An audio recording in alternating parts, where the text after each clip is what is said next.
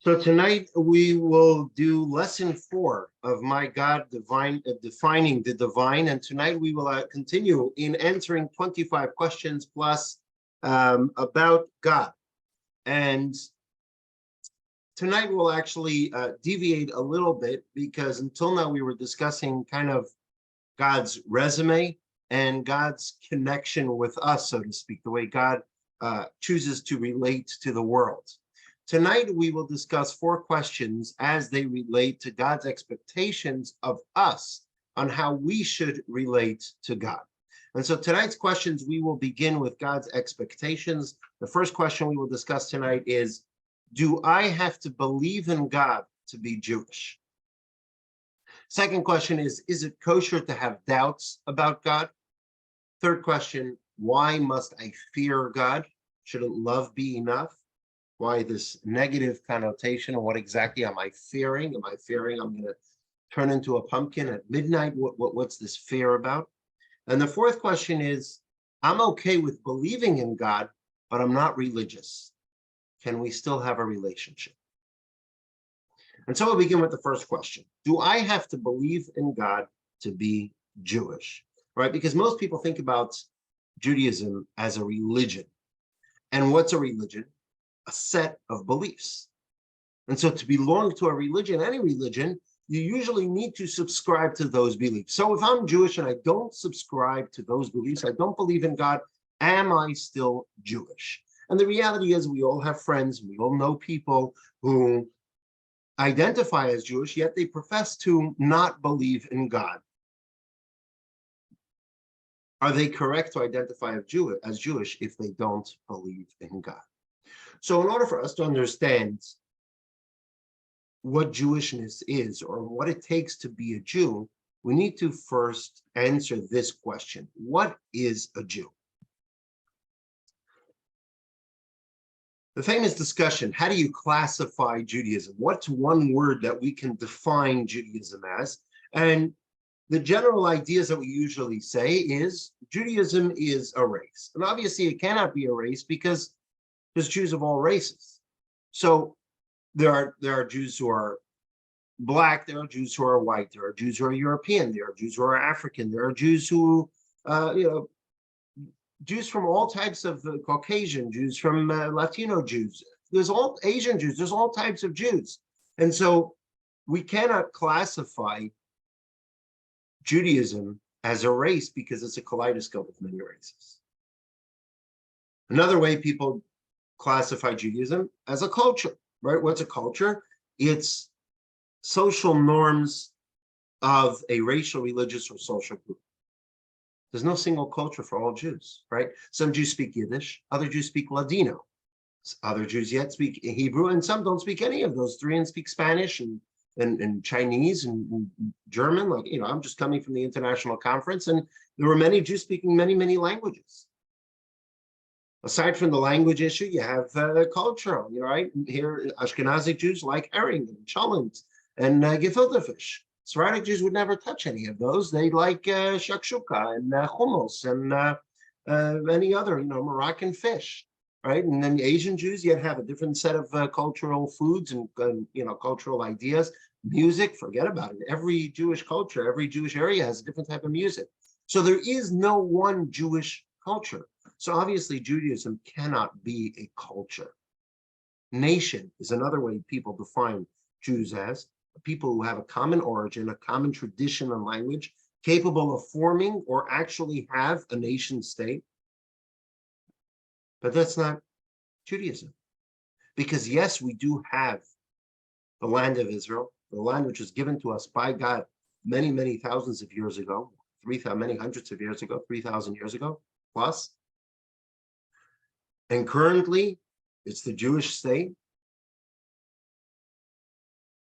But hey, there's British Jews, there's American Jews, there's French Jews, there's Chinese Jews, there's Australian Jews. You don't have to live in Israel to be Jews. There doesn't even have to be any Jews in Israel for a Jew to be a Jew.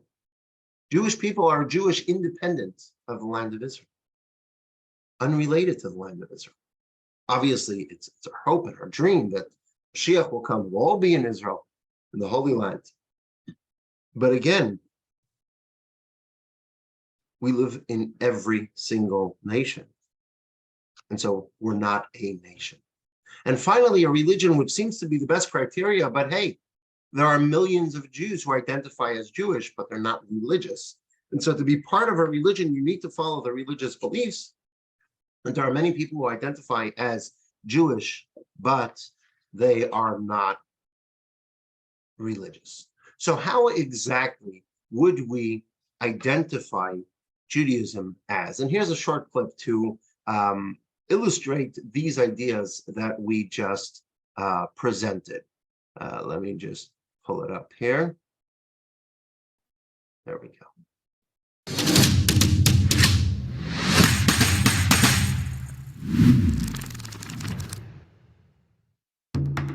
What makes a Jewish person Jewish? Do you need a kippah, a necklace, synagogue membership? Do you have to do anything at all? Here's a mythbuster. Plenty of Jewish people have never seen a synagogue and have no clue about Jewish symbols, beliefs, traditions, or cuisine. But they are as Jewish as Moses. So, what's it all about? You see, we love to sort things into categories, create neat labels, and use those labels to help us understand our world a little better. Here are 4 popular ways of classifying people. Does being Jewish have to do with any of these? Are you Jewish because you belong to the Jewish race?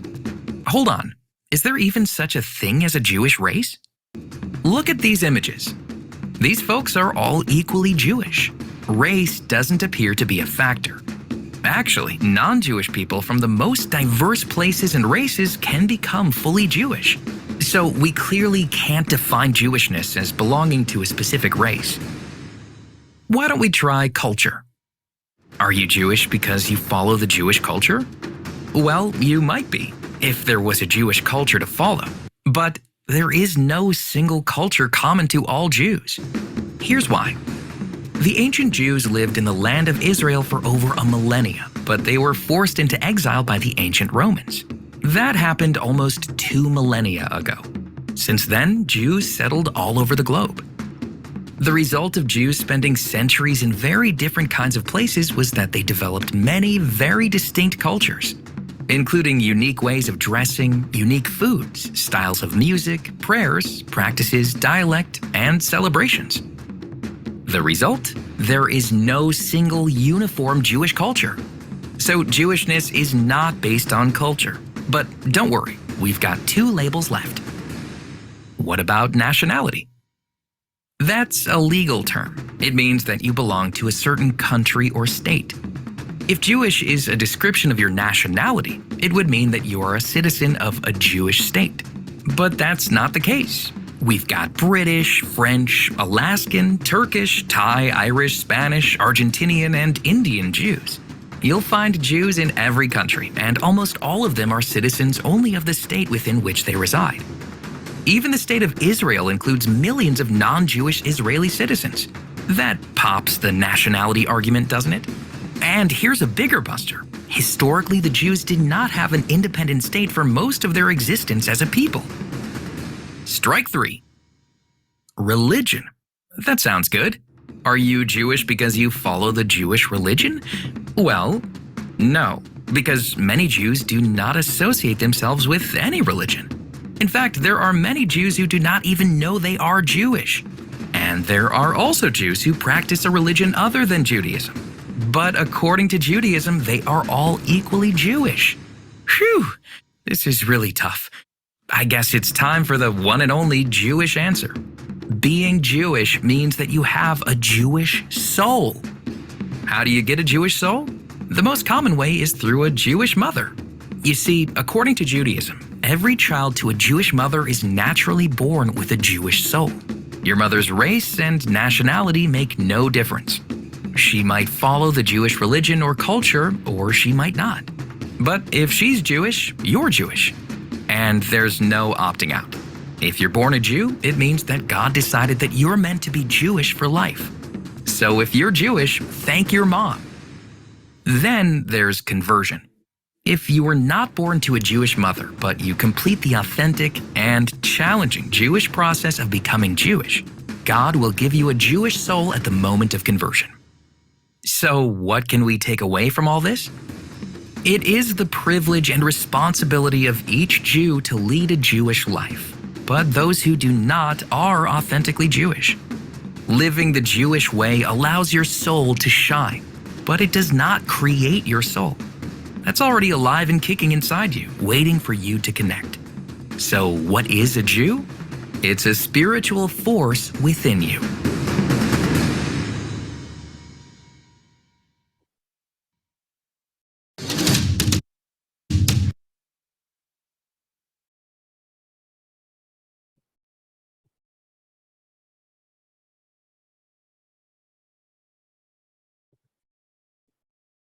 So there we have it. If it's not race, if it's not culture, if it's not nationality, if it's not religion that defines a Jew, how do we categorize a Jew? A Jew is someone who has a neshama, someone who has a soul. To be a Jew means to have a Jewish soul. The soul is given to every child who's born to a Jewish mother, or to every individual who decides to convert according to Jewish law. And so it makes no difference, one's beliefs, one's practices, one's culture, one's language, where they live. It actually has zero effect whatsoever. A Jew is someone who has a Jewish soul. Let's have a look at text 2 on page 114 in the words of the Rebbe. Jewishness is not a casual feature of a Jew's identity. Rather, it is his or her very essence. The status of a human, animal, or vegetable is immutable, declaring that one is no longer a human, that an animal really isn't an animal, or that a vegetable is no longer a vegetable, is ineffective. Even if a person will go so far as to deny their own existence or the existence of the human species, it still won't help. It's not a question of free will. We possess free will over our behavior, action, speech, and thought, but not over our essence and identity. And so Judaism, in essence, is distinguishing between Jew and Judaism. Technically, the way we perceive Judaism, you don't need Judaism to be a Jew. A Jew is a Jew by dint of their soul. They have a Jewish soul, they are a Jew. No matter what they do, no matter what they don't do. And a Jew can never lose their Jewishness. A Jew is always a Jew, regardless of what they declare, what they believe in, what they don't believe in, what they do, what they don't do. It makes no difference. Whether they've never eaten herring or shakshuka or hummus or challah, they're still a Jew, right? Like we always say, what happens when you go to a synagogue in Yom Kippur? Ask people if they believe when they come out of the synagogue in Yom Kippur, and they'll tell you no. So ask them, why are they there? Why are you here in the synagogue if you don't believe in God? And they'll tell you, what do you mean? It's Yom Kippur. You have to come. Why? Because it makes no difference in what we do and what we don't do. It's who we are. It's our essence, and there's nothing one can do about it to get rid of it. It's impossible. Just like a carrot cannot wake up one day and say, I'm not a carrot, I'm a cow. Or a cow cannot wake up and say, there's no cows. Or a human cannot say, you know what, there's no such thing as a human race. It's impossible. It's ineffective. It makes no difference what you say, what you believe. Doesn't happen. Which is why the Talmud says, Rabbi Abba Bar Zavda said in text 3 on page 115, even one who sins remains a Jew. When it comes to nationality, you could discard it by renouncing your citizenship. You can renounce your religion by renouncing the beliefs. You can renounce the culture by adopting a new culture. But you cannot discard your essence.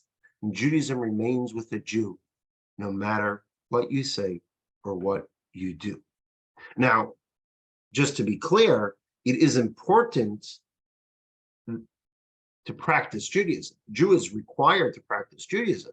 And so it's inconsistent with our Jewish essence to discard our Jewish practices. And so a synchronized Jew will express his or her Jewishness through their behavior, through their belief. But failure to do so does not erase our Jewishness. Once a Jew, always a Jew. So the answer to the question of, do I need to believe in God to be Jewish? It's a resounding no. But it is integral for us to believe in God.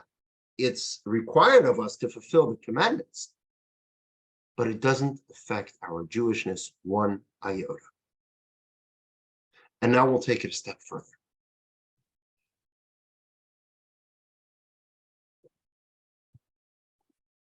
The reality is that though on the surface, a Jew may claim that he or she doesn't believe in God, Judaism itself disagrees, and not to mention history as well, disagrees that it is impossible. Because what did we just explain? That a Jew inherently possesses a Jewish soul that defines the essence of who we are. If this is our essence, it's impossible to shake it off, get rid of it, move on to something else. We can protest all day from morning till at night that we don't believe, but deep inside, beyond our conscious being, our Jewish soul always remains loyal to God. And this is why many Jews, most Jews, even if they refuse to step foot into a synagogue, even if they've never performed a single commandment, they'll feel uncomfortable performing a religious act relating to a different religion. Why Jews throughout history have sacrificed themselves, put their lives on the line time and again, thousands of years, for the sanctification of God's name, rather than renounce their faith. Because that's the essence of who we are. And when a Jew is put up against the wall, that comes out. Let's have a look in text 4, page 115. A quote from Tanya. Even the most irreverent and sinful Jews typically surrender their lives to sanctify God's name. They are prepared to suffer harsh torture rather than denounce the one God, even if they are morally uncultivated, uneducated, and ignorant of God's greatness. Even concerning the little they do know, they give it little serious thought. So they aren't giving up their lives as a result of intellectual appreciation or deep thinking about God. Instead, without any intellectual appreciation or careful thinking, they give up their lives, for they consider it impossible to betray the one God despite lack of any reasoning. Right? There's a common cliche that there are no atheists in foxholes. And what's the idea behind this cliche? Is that it's a skeptical statement. When a person is put against the wall, yeah, they're going to scream out something about belief in God, but they don't really believe in God, so you can't really base the person's belief on those last moments, on those horrific moments. Just like a drowning person might grab onto straws, might grab onto things which are obviously won't save them. And they know it won't save them, but they're grabbing onto anything just because it's the last moment. So too, there's no atheists in foxholes. What the Alter Rebbe is saying is the exact opposite. He's not saying that the atheist turns to God when he or she is at their last moments, when he or she is danger. What the Alter Rebbe is saying is that the atheist, in so-called self-proclaimed, professed atheist, invites danger when they can easily escape it by denouncing God. And if they don't believe in God, why do they mind denouncing God to save their life? And the obvious conclusion is because they really do believe, because that's who their essence is. They have a soul, and their soul sees God. Once you see something, you cannot unsee it. Once you see something, you firmly believe in it.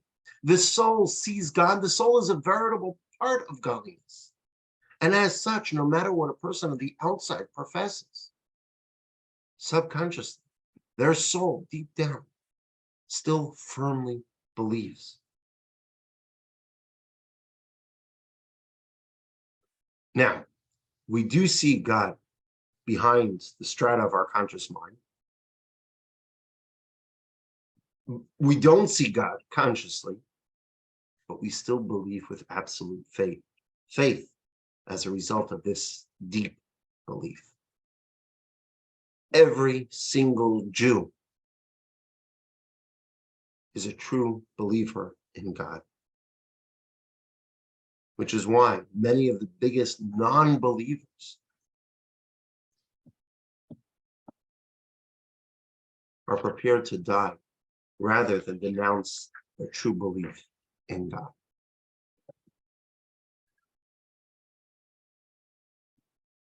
And so now that we know that deep down, the faith is really there, we have to get in touch with that faith and try to realize, even when there's no threat or death or any other dire situation. Here we are in the United States, there's no threat, there's no one forcing us to believe in something else or else. But the deep belief is still there. It's still our essence. It's who we are. And we have to feed it. We have to feed that hidden faith by doing another mitzvah, by studying more Torah, by doing more ideas to reveal that faith. And on the flip side, to unlearn any primitive or abstract ideas that we may have had in the past about God, about belief in God, and relearn the true understanding of who God is, and what God expects from us, which is exactly what we're doing here. So in answer to our first question of the night, do I need to believe in God to be Jewish? It's a resounding no. Jewish identity is dependent on the soul, not one's beliefs. And so you can have someone who is 100% religious. They pray 3 times a day. They eat only kosher. They speak Hebrew. They read Hebrew. They go to a synagogue 3 times a day, but they're not Jewish. Doesn't matter what they do, they're not Jewish. And then you can have someone who does nothing, who doesn't read Hebrew, doesn't understand Hebrew, never done a mitzvah in their life. I mean, kind of hard, but for argument's sake, but they were born to a Jewish mother, they're 100% Jewish. And so we don't have to believe in God to be Jewish, but then again, we have to make sure that it is required of us to believe in God, to do mitzvahs, and to study Torah.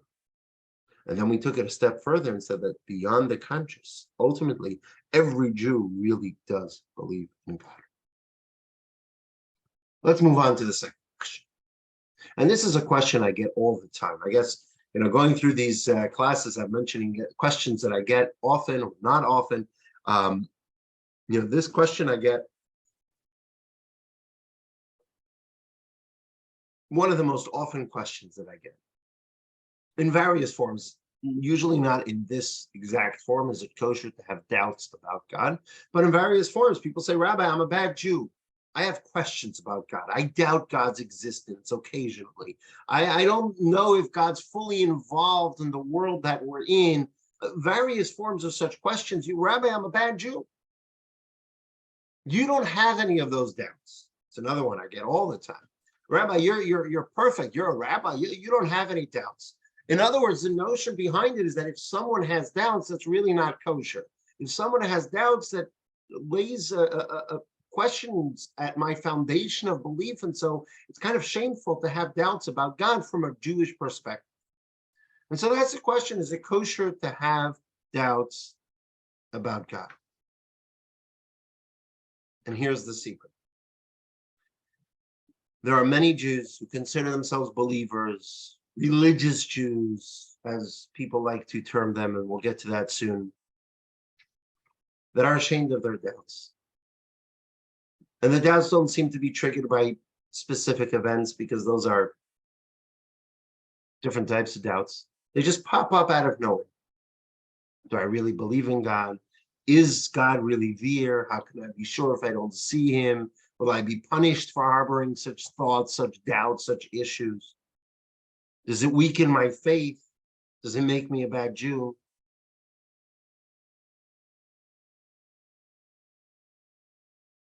And sometimes these doubts can throw a wrench in our entire belief and say, hey, if I'm a Jew who has doubts, why should I do anything? Look at me. I have these questions. Is there really a God? So maybe I should, does he really care what I do? And perhaps these questions coming at us time and again can sometimes wear a person down and say, hey, let me just give it all up. Let me just find something where I don't have to think about it, where I don't have to do anything.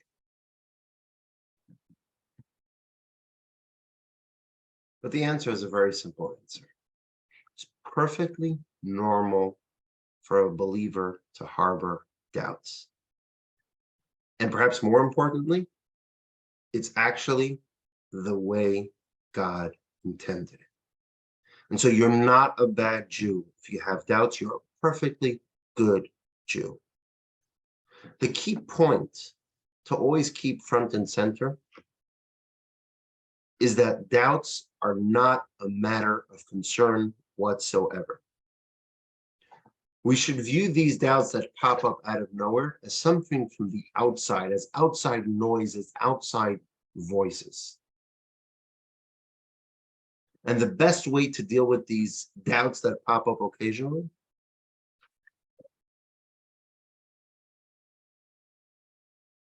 is to just ignore them.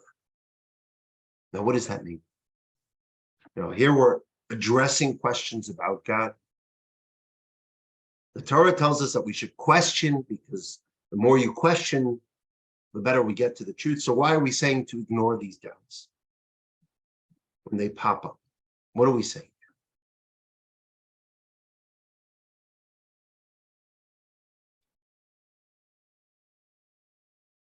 What we're saying here is as follows. Essentially, what we're asking is, if someone's a true believer, they shouldn't have any doubts, right? Do I doubt that I'm alive? If I know something so strongly, right? We say my soul sees God. And if my soul has seen God, how does it doubt God? If I'm alive, I don't doubt that I'm alive, right? If I have eyes, do I question if I'm really seeing? I never question that. I don't have those doubts. Shouldn't my belief be so ironclad that I believe in God and I don't have any doubts? Isn't that the ultimate goal of belief? But the reality is that God didn't create a perfect world. And God did that on purpose, intentionally. God created us a body with a soul, the soul inside a body, and he put us in a world that's teeming with darkness, that's always looking to challenge our belief. And that's the way God wanted it. God wanted a Jew to be tempted with alternatives, to have these challenges, to have the world around us with all its temptations, and nonetheless to choose to remain steadfast in our faith. And so God unleashed the power of darkness within us, not only outside of us, but within us, the evil inclination. And this power of darkness within us, this evil inclination, pops those questions at us at sometimes the most inopportune times, when we're going through something tough, when we have a situation going on around us. It throws those questions at us because it wants to challenge our faith. God gave those forces of darkness permission, so to speak, to seduce us away from God. Let's have a look in page 117, text 5. God gave the Sitra Achra, those forces of darkness in its Kabbalistic term, permission and power to oppose the holiness of the godly soul so as to inspire us to overcome it.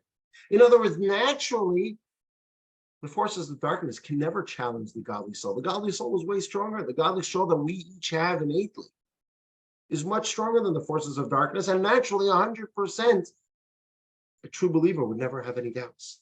But that's not the way God intended the system. God gave the Sitra Achra, God gave the forces of darkness the strength to challenge us in order to inspire us and to overcome those challenges. And so what the Yetzer Hara does, what the evil inclination does, it casts those doubts. But that's just what they are. That's not our essence. It's not who we are. We are true believers without any doubts. When we have those doubts, they're illogical. It's just the evil inclination throwing them at us. And so we need to ignore them. There's a story about a chassid of old, true believer, steadfast believer. In the times of the third Chabad Rebbe, Rabbi Menachem Mendel Schneerson, known by his magnum opus, the Tzemach Tzedek, who lived in the early 19th century. And the Chassid came to the Rebbe and he said, I'm plagued by doubts. I have many, many doubts. He was a steadfast Chassid. He was a Hasidic Jew. From the outside, one would never know. He would be the ultimate person that we'd say, him, of course, he doesn't have doubts. And he came to the Tzemach Tzedek and he said, Rebbe, I have many doubts. So the Rebbe looks at him and says, why does it matter that you have doubts? So the Chassid said, but Rebbe, I'm a Yid. I'm a Jew. So the Rebbe said, if so, is doch good. If so, it's all good. In other words, what was the Rebbe telling him? The doubts are not you. You're a Yid. You're a Jew. You have absolute faith. The fact that you have doubts, that's outside of you. That's your evil inclination trying to throw these doubts at you to challenge you. But the purpose of those challenges is for you to overcome them. And on the contrary, having those doubts actually prove God's confidence in us. Because it's neither shameful nor a reason to go depressed or to look for a different alternative if we have these doubts. It doesn't mean someone's a bad Jew if they have these doubts. It means that God has confidence in your ability to overcome the doubts. Because if God didn't have that confidence in you, he wouldn't give you those doubts. God only gives a person what they can handle. And again, these doubts are sowed by the evil inclination with the purpose for the person to overcome them. And so if a person cannot overcome them, God would not enable the evil inclination. God would not give your evil inclination permission to sow those doubts in your mind if God didn't think that you have the power, if God didn't endow you with the strength to overcome those doubts. So by very fact that you have those doubts means God has absolute confidence in you, in your ability to overcome those doubts. So don't be ashamed. Don't ever think you're a bad Jew because you have doubts. On the contrary, having doubts means you have the ability to overcome those doubts. So how do we overcome those doubts? How do we overcome these thoughts that pop into our mind? Should we debate them? Should we try to answer them? Should we try to, in our mind, discuss them or put them down on paper or go to the rabbi and say, I have this doubt and I have that doubt and I have this other doubt? The answer is absolutely not. Because why are there doubts in the first place?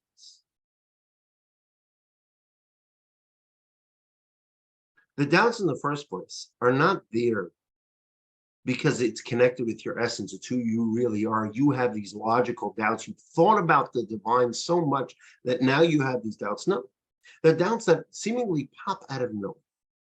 And actually, the Zohar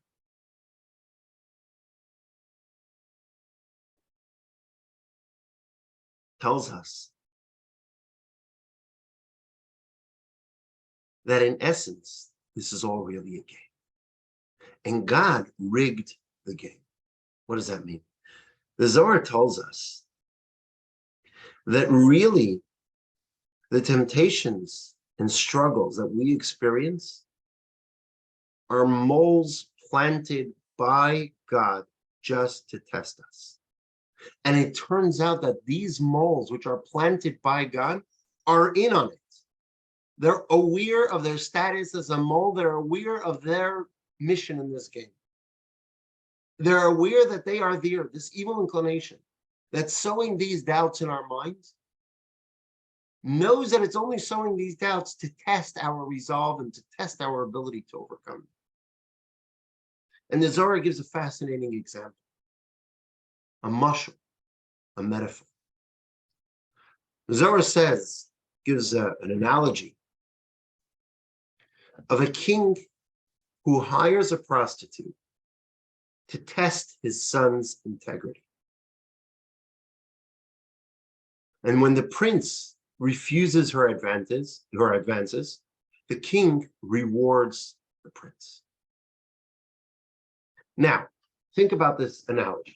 If the prince were to argue with the prostitute that she is wrong to seduce him, would she be deterred? Of course not, because she doesn't want him to succumb to his seductions. She was sent by the king to test him, and she knows she's only testing him. And so no matter how long or how ingenious or how passionate this prince would argue with the prostitute, would it deter her? No logical argument would change the situation. She knows that it's wrong for the prince to succumb to her, and she too is loyal to the king, but she was hired to the king to do what she's doing, and that's why she's doing it.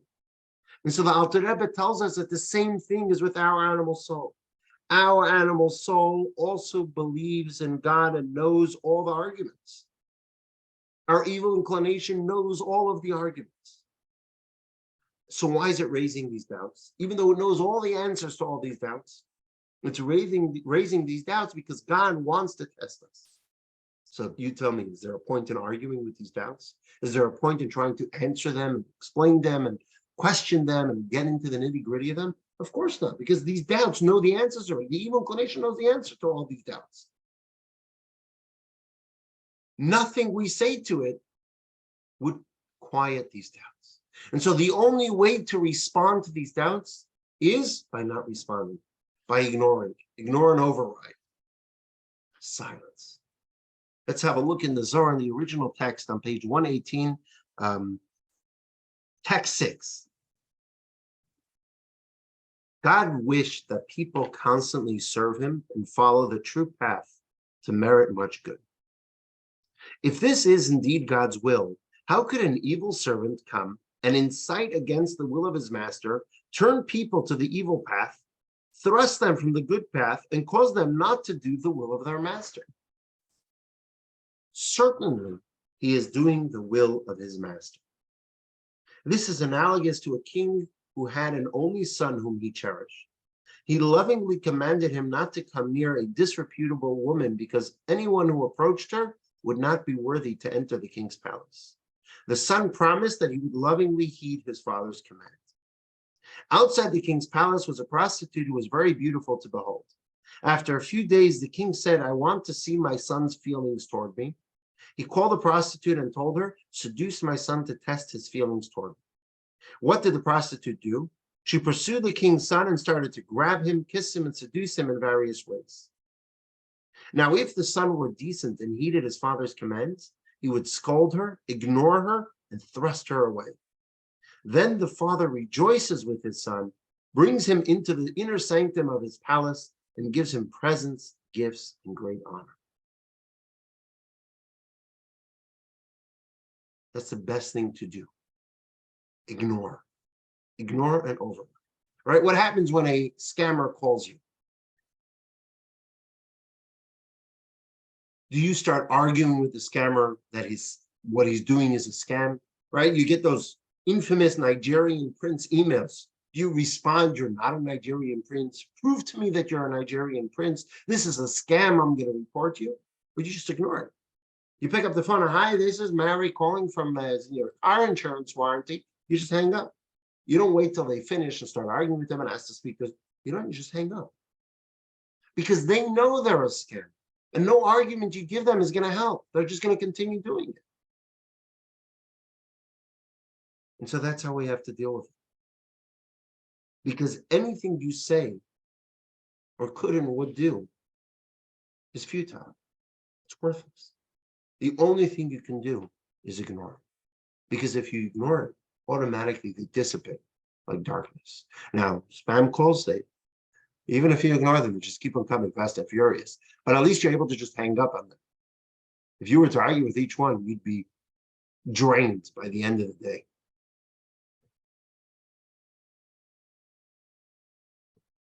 And so with our inner scammer, with our inner evil inclination, who raises these doubts, that's what we have to do. Text 7, 120. Grow angry with your animal soul, your evil inclination, and thunder against it indignantly in your mind. How long will you hide God's infinite light from you, denying the self-evident truth? This will help your godly soul see the truth of God's endless unity with the clarity of sensory vision and not just by the power of deduction and logic. For the Jewish people are believers, children of believers. Doubts are like shadows. They seem larger than life. They have no substance. They only form when darkness and light intermingle. But when we separate the darkness from the light and identify the darkness for what it is, the shadows that threatened to overpower you suddenly seem empty and hollow, and they disappear. And that's the same thing with doubts. They have no substance. There's no need to fear them. There's no need to get involved with them. All you need to do is identify them as darkness, tell them to stop getting in the way of your faith, and they'll scatter, they'll disappear. They may show up again, but you just hit them again and again until they disappear. Now, that doesn't mean that we shouldn't ask questions. That doesn't mean that we shouldn't study texts that address our questions that we have. But we shouldn't study or ask questions to resolve our doubts. Doubts are resolved by dismissing. Once the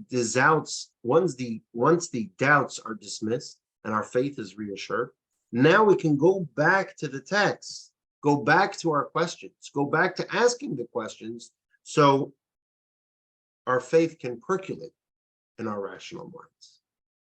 And so we need to ask those questions and we need to study them, but it has to come from the right place, not from the doubts that our evil inclination is throwing our way, because the purpose of those doubts is just for us to overpower them. Now brings to mind the story of Professor Velvel Green, a NASA professor, a microbiologist by profession. Later in life, he became religious. He made Aliyah to Israel, and he was the dean of a university in Beersheba. I forget the name of the university. Either way, he wrote a couple books.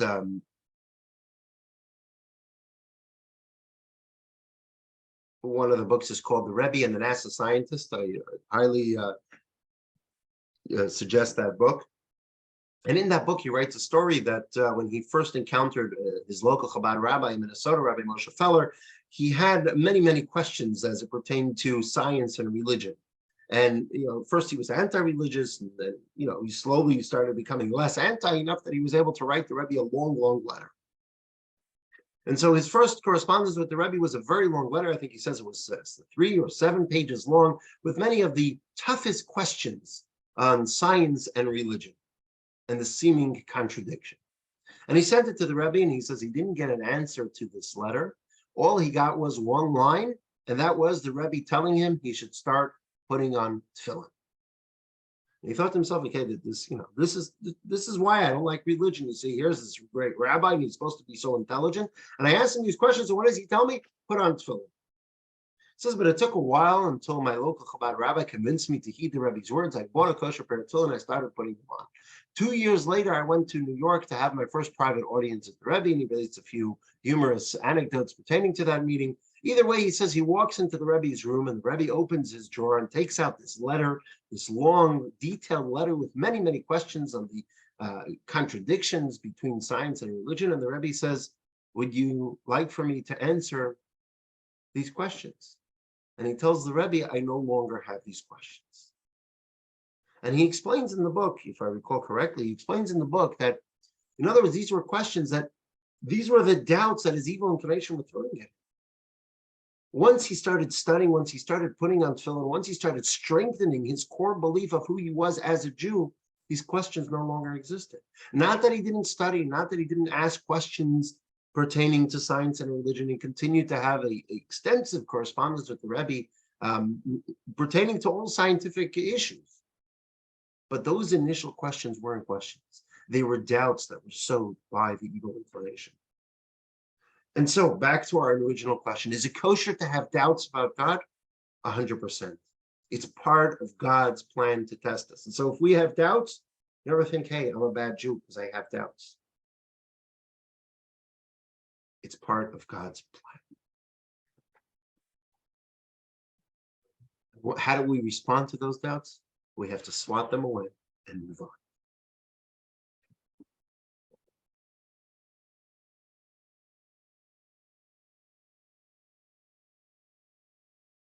Question number 3, and this is a question that I get occasionally, but I do get this question not as often as the prior question, but often enough.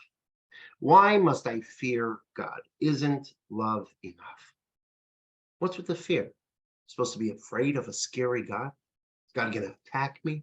If I transgress on something, all of a sudden a wall of bricks is going to fall on my head. What's this fear? Why do I need to fear God? And to take it a step further, let's look at text 8a, page 121.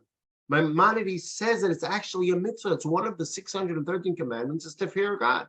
It is a mitzvah to love and fear this glorious and awesome God, which he discussed earlier. The verse states, and you shall love your God and fear your God. It's pretty much a given that fear destroys relationship, right? If someone comes to a psychologist or psychiatrist or a therapist and says that I am afraid of my spouse, you don't even need to be a therapist, a psychologist, psychiatrist to know that that is a very toxic relationship. So here we are supposed to be in a relationship with God, and we're supposed to fear God. Does God want a relationship with us or not? Does he want a toxic relationship? What's going on here? Why is he commanding us to have fear? Why are the prayers filled with repeated mentions of fear? So clearly, the fear that destroys relationships must be starkly different from the emotion which is found in the heart of the often called God-fearing Jew. What exactly is the difference between these two types of fear? The American Psychological Association defines fear as a basic and intense emotion aroused by the detection of an imminent threat. And this is how, we don't need the American Psychological Association, this is how people interpret fear today. That's how society interprets, that's what fear means. And that's why fear has such a negative connotation, because no one enjoys being in the presence of a threat. So if fear of God is supposed to strengthen our relationship with him, then it must mean something else. So let's go back to Maimonides and see how Maimonides defines fear. Text 8b on page 122. Says Maimonides, what is the way to love and fear God? When a person contemplates God's wondrous deeds and creations and appreciates his infinite wisdom that defies all comparison, they will immediately love, praise, and glorify God, yearning with tremendous desire to know God's great name. When they reflect on these matters, they will immediately tremble in awe and fear, aware that they are but tiny, humble, and dull creatures of slight petty wisdom before his perfect knowledge. And so what Maimonides is describing here is an emotion that stems from an appreciation of how great God is and how small we are in comparison. And so this overwhelming feeling can be more accurately described as awe, not fear. That's what we're referring to. Awe is a combination of admiration, humility, and respect. You admire something so much that you're humbled by it. This combination of admiration and humility leads to respect. Think for a moment to a time when you were awestruck.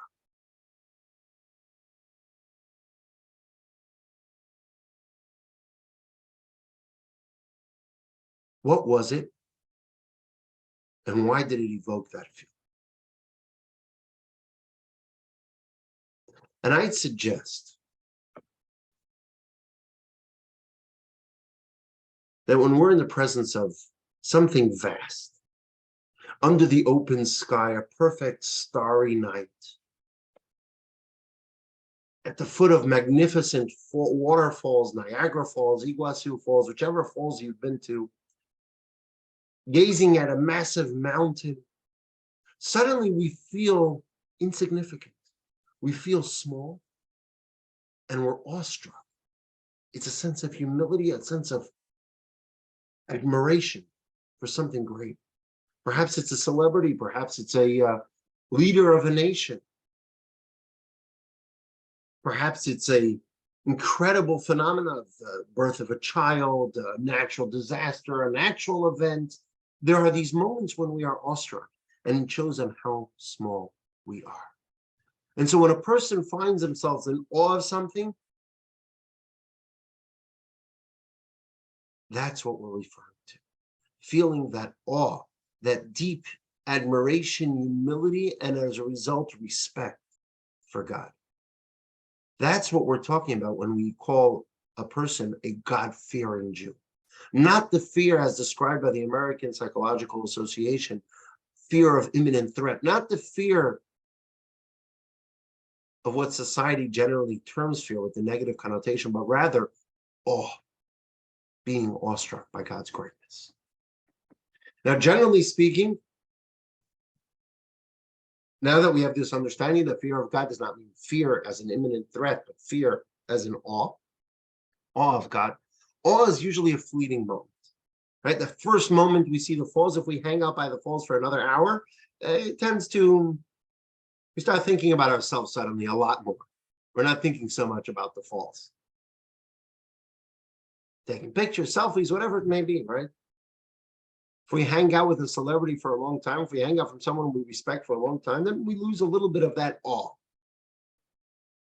How do we keep that awe going? How do we keep it with us at all times?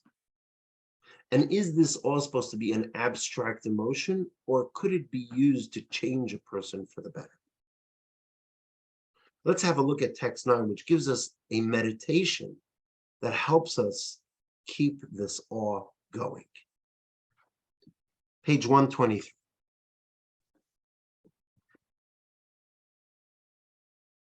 Contemplate God's greatness and his dominion that envelops all worlds, both higher and lower, and how he is invested in all the worlds while simultaneously transcending them all. And God is standing above you.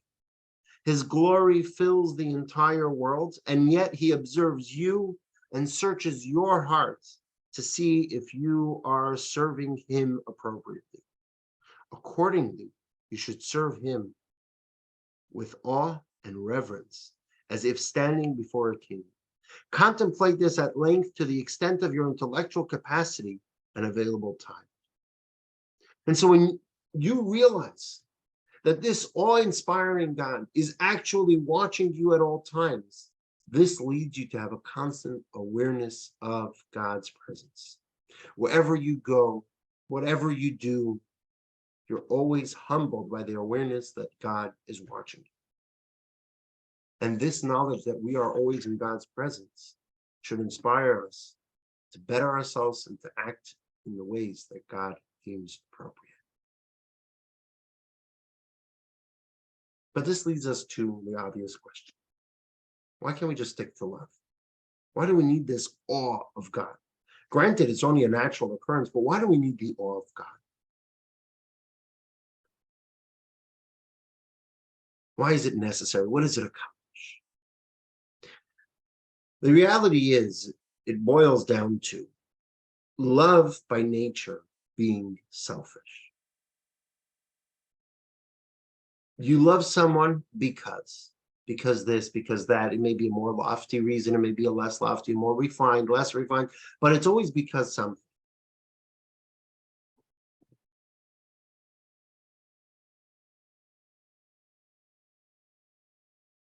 Respect, on the other hand, is humbling. That's why the foundation of a commitment needs to be out of respect.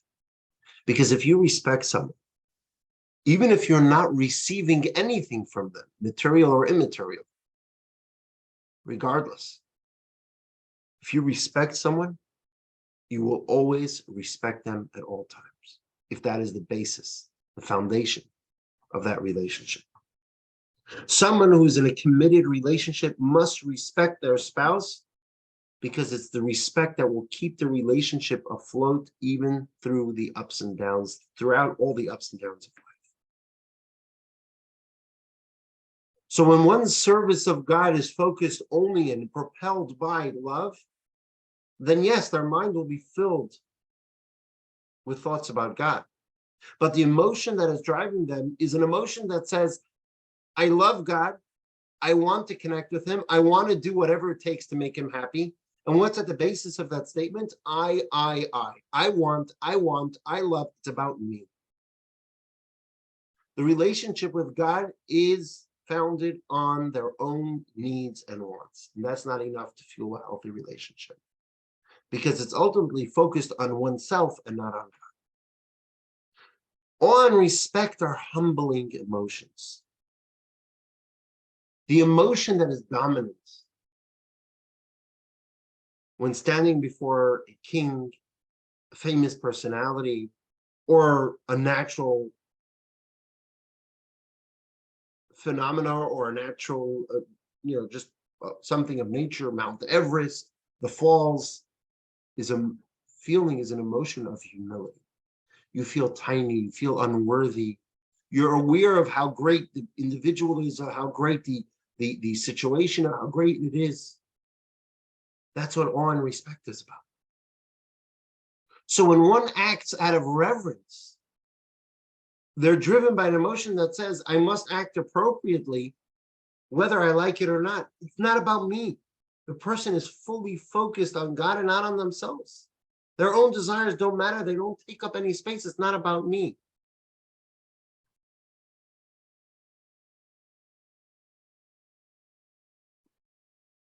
And there's a deeper layer to that, which Kabbalah tells us. And that is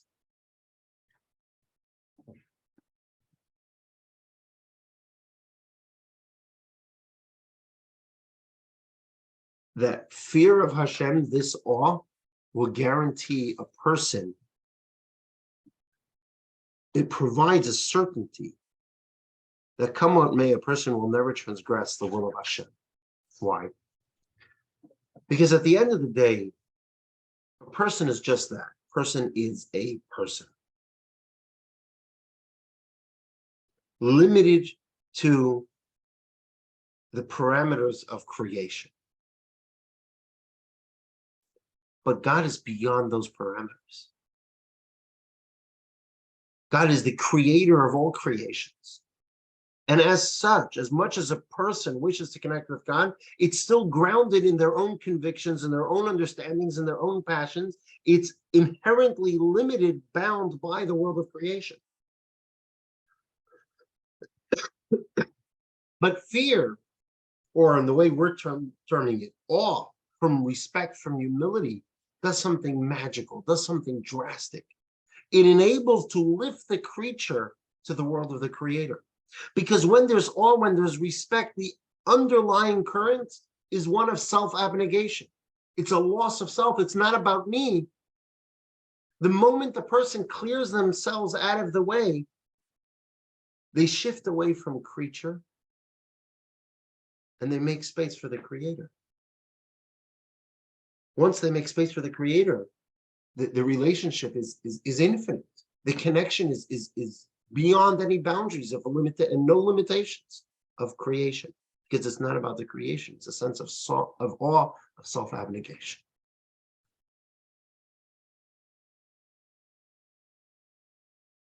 And that is why awe is necessary in our relationship. And the truth is, to a degree, in any relationship, because it keeps it afloat, it keeps it going, and it actually reaches a higher level. And so to answer the question, why must I fear God? Because fear is not fear. It's a deep sense of awe. And awe takes us out of our naturally selfish ways and brings us closer to God in a way that love can never do.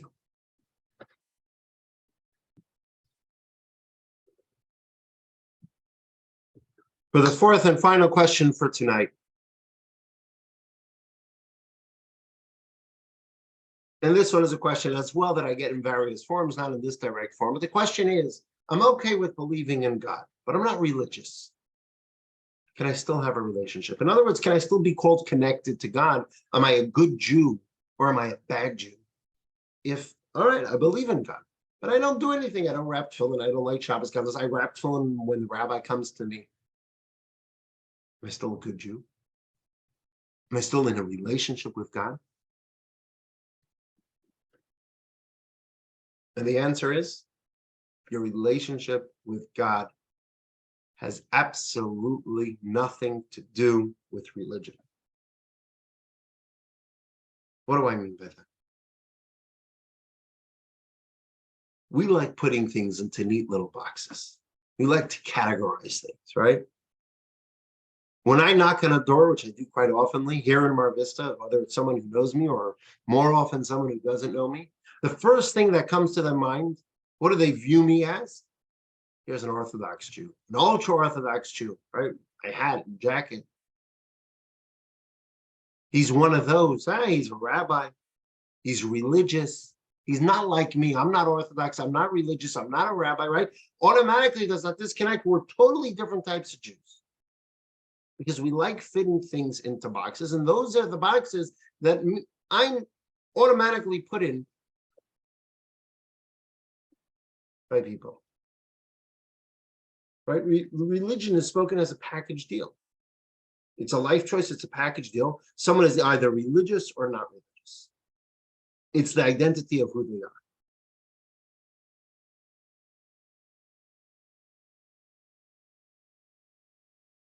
On the other hand,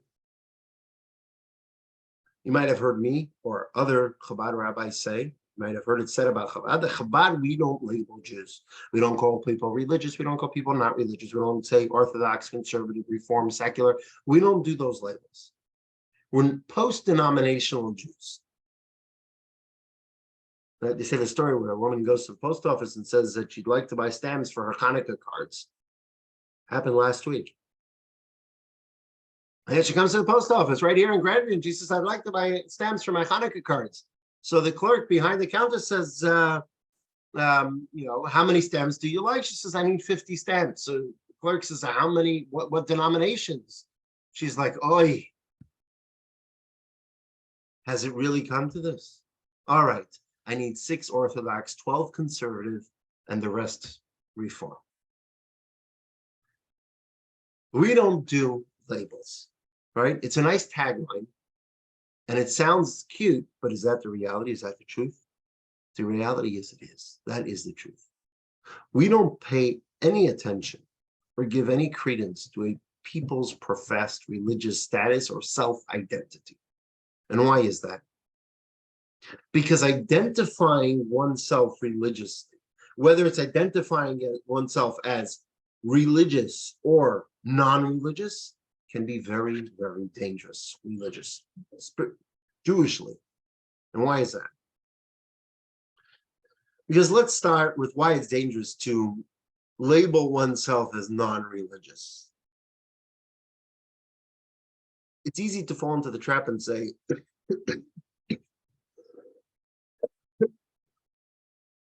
sorry, if I'm anyway not all in, then what's the point of doing anything at all? Right? Chabad is famous for stopping people on the street and saying, hey, let's wrap tefillin. Or here's Shabbos candles, light Shabbos candles. So someone might say, hey, I'm not religious. And if I'm not religious, I don't do this. So what's the point? Why should I wrap tefillin this one time? If I'm not going to do it tomorrow, I didn't do it yesterday, I may never do it again in my life. And it's certainly not going to change my life, so why bother? And people may say it about other people. Hey, why are you wrapping tefillin? What gain does he get with wrapping tefillin? Why are you stopping? Why are you bothering to do that? He's not religious. And then there's the opposite side of the spectrum.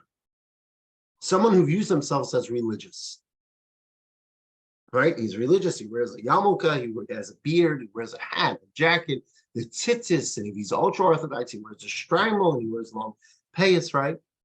And the religious person can make a very simple mistake. And you say, hey, I'm religious, right? I look the part. All right, I did something small that's wrong. I missed a prayer here, I missed a prayer there, I missed a day of wrapping. Not a big deal. I'm still religious, right? So the fact that they are religious, the fact that they identify as religious can actually cause a person to fall into a false sense of security in their relationship with God and lead them to belittle their misdoings. In the words of the Alter Rebbe, text 10 on page 125, a Jew is only capable of violating God's will because of a certain spirit of insanity that takes hold of them, convincing them that this infraction won't sever their connection with God. Why? Because I wear tzitzis and put on tefillin. I look like an Orthodox Jew. I'm religious. So big deal. So by mistake, I ate a piece of pork. By mistake, I did something immoral. By mistake, I missed a day of wrapping tefillin. It's not a big deal because, hey, I'm still religious. So what are we saying here in plain terms?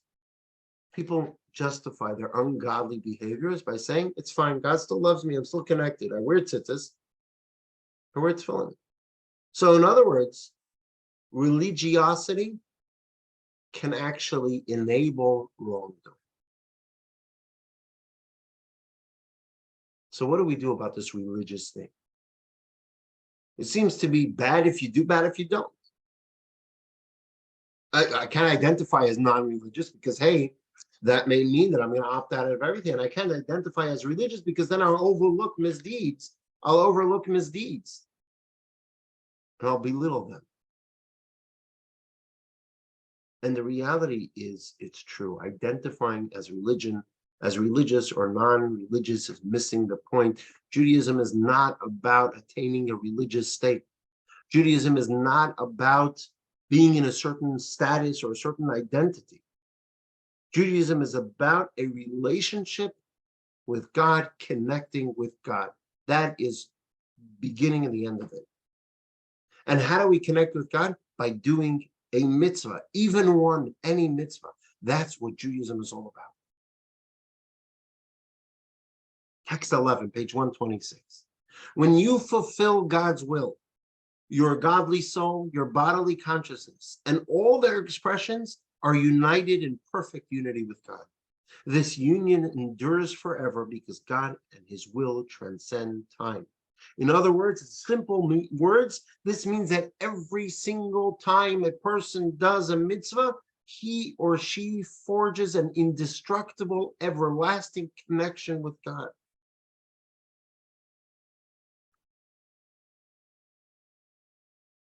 In God's eyes, there's no such thing as a religious or an irreligious Jew. There are Jews who connect more often. There are Jews who connect less often. Right? Some children call their parents often. Other children call their parents less often, right?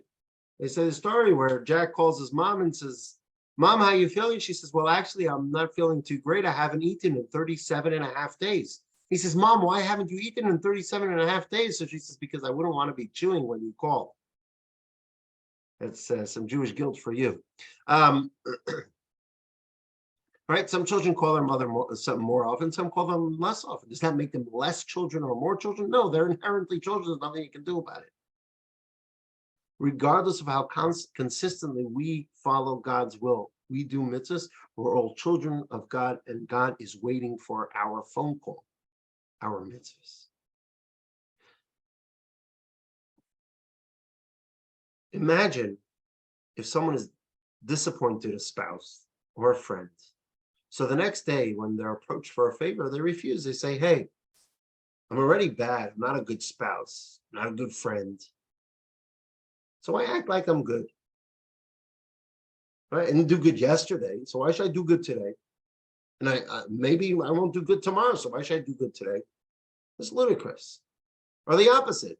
I did something good yesterday, so that's it. I've done more than enough. I'm not going to do something good today. It's nonsense. Every day is its own day. Every moment is its own moment. The fact that we may have done something wrong yesterday shouldn't weaken our resolve, shouldn't weaken our responsibility to our future behavior. The key is to focus not on our religious status, but rather on the relationship and the task at hand. And that relationship is always worth enhancing no matter what could have been. So religion is not the point. The point is connecting with God. And that has nothing to do with membership in a group, association with a status, being religious or unreligious, non-religious, makes no difference. When a religious person, quote unquote, fails, they're no more holy than an atheist. And when someone who identifies as non-religious does a mitzvah, he or she is as holy as Moses. You can call it religion, call it whatever you want. It's irrelevant. It's a fundamental mistake to think that once someone made a certain amount of religious wins, now they're called religious.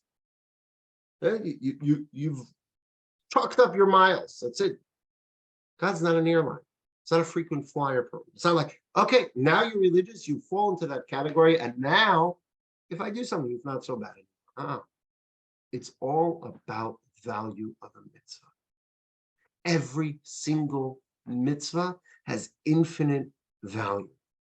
Because if one mitzvah is a zero, then 1,000 mitzvahs is just 1,000 zeros. But if one mitzvah is valuable, then 1,000 mitzvahs are 1,000 times that value.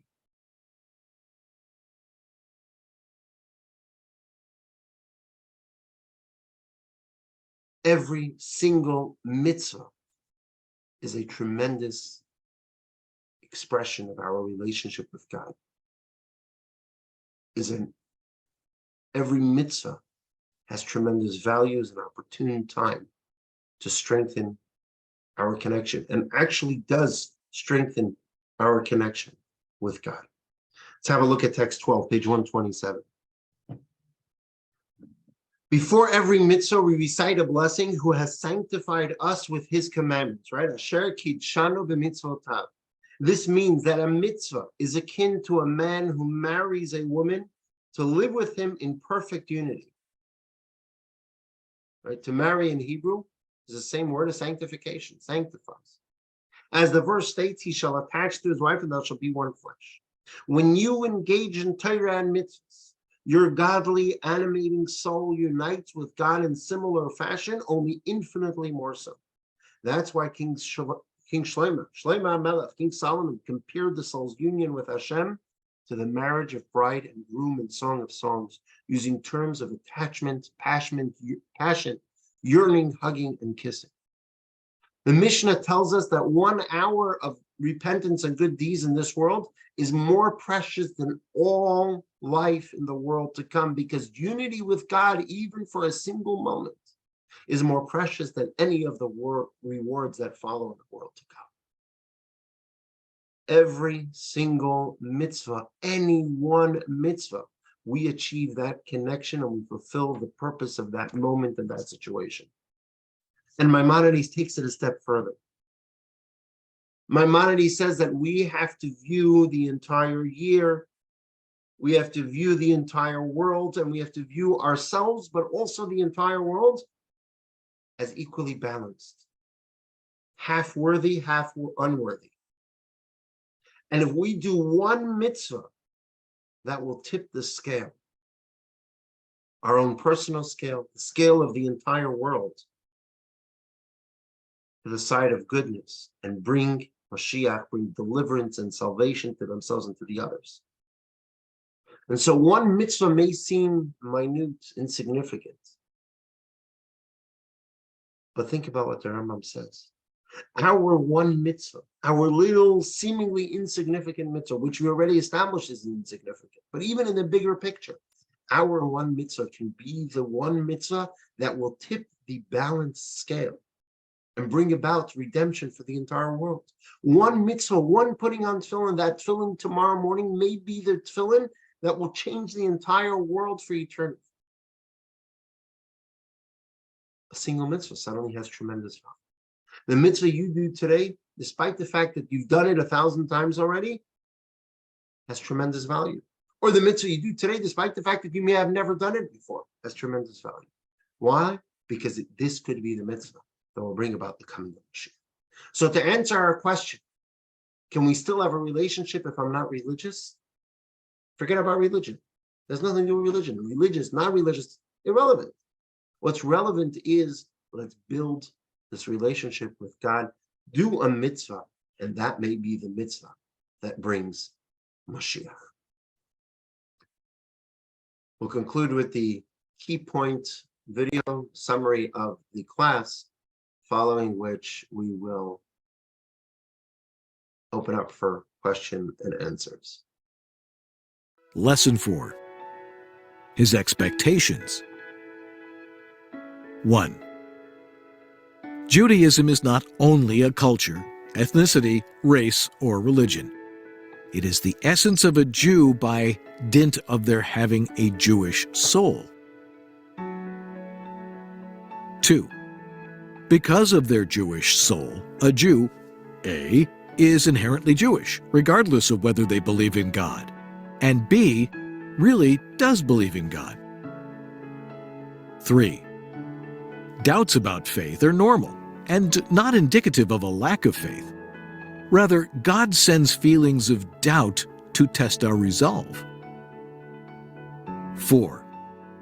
Inasmuch as doubts are just outside voices testing a Jew's resolve, they do not define his or her identity. The best way to deal with such challenges is not by engaging them, but by ignoring them. 5. Fear of God isn't feeling threatened by God.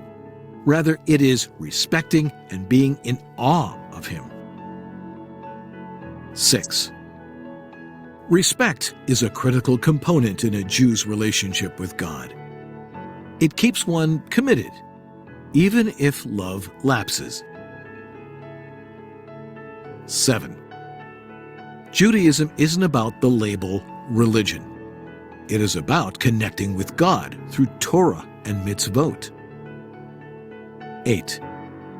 You don't have to be religious to have a relationship with God. Even if you are religious, you still need to maintain your relationship with God in actual practice.